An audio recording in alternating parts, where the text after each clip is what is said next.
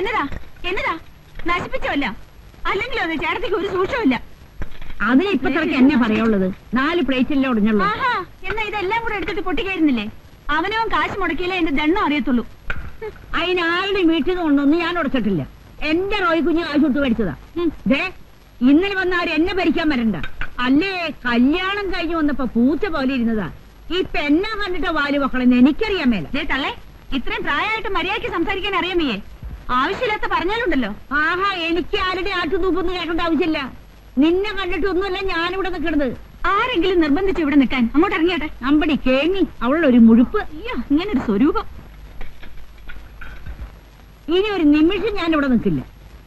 കെട്ടിക്കൊണ്ട് വന്ന പെണ്ണുങ്ങൾക്ക് കുറെ തൊലി വെളുത്താ അതെന്നെ സ്വർഗോന്ന് പറഞ്ഞ് നടക്കണ കുറെ പെങ്കോന്നന്മാര്. ഇതൊക്കെ എത്ര നാളത്തേക്കുണ്ട് നമുക്ക് നോക്കാലോ. അവളൊരു ഭാവം.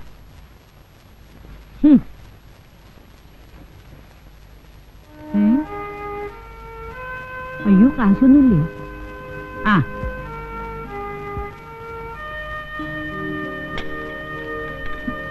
ദേ, എനിക്ക് വണ്ടിക്കൂലിക്ക് പൈസ ഇല്ല. ഒരു 20 രൂപയുണ്ട് തന്നെ. എന്റെ അക്കൗണ്ടിൽ എഴുതിക്കോ.